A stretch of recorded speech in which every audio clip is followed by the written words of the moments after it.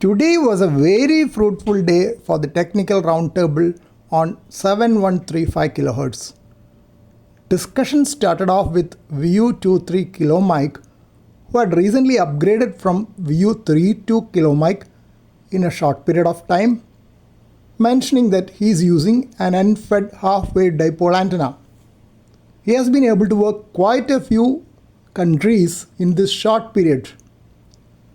VU3 CDK, who was listening to the roundtable for the past few days while in transit using VU3 TBU Open Web RX, joined the frequency from Mumbai. Fortunately, I could hear him fairly well, as the noise level at the time was only S1 to 2. Later, he tried split operation with transmission on 14200 kHz and listening on 7135 kHz using WebSDR, as the copy from my side was not good. But I could not copy him on 14200 kHz using VU3 TBU WebSDR. Luckily, VU24DX joined the frequency at that time. He could copy VU3 CDK on 14200 kHz in his radio with his better antenna system. They had a short QSO while we were waiting on 7135 kHz. VU23 kilo mic mentioned that he is using RG213 feed line and wanted to know which is the best cable for ham radio.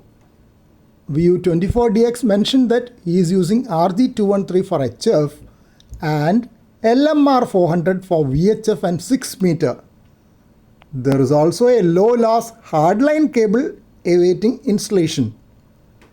Hardline cable is very rigid with copper tubing as shield rather than a braid as in case of other cables. RG stands for radio guide. LMR stands for low loss medium density radio frequency coaxial cable. Next, we had a discussion on which is the best antenna, whether it is EFHW, horizontal dipole or inverted V dipole. VU24DX mentioned that horizontal and inverted V dipoles are almost equally good. EFHW is a slightly compromised antenna meant for easy installation. Advantage is that a single antenna can be used on multiple bands, while center-fed dipoles need independent antennas for each band. Vertical antennas are very good for DX, long distance work, as they have a low angle of takeoff of the signals which bounce back at a longer distance from the ionosphere. Downside is that they pick up more atmospheric noise, sometimes necessitating a separate RX antenna for reception. Flex radio, which VU24DX is using, has separate RX antenna port. Heard that the new IC7300 Mark II also has a separate RX antenna port. VU23 kilo mic mentioned that he is on the lookout for US stations.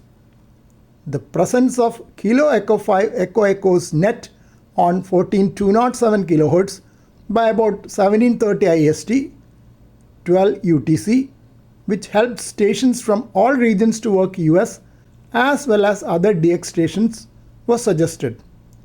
We hope more participation from new and old hams with more technical discussion in the coming days.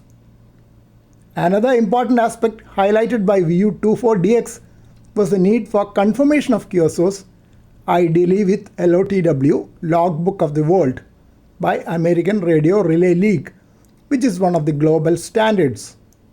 TQSL, Trusted QSL, by LOTW is the software for uploading QSOs, which can also be automated.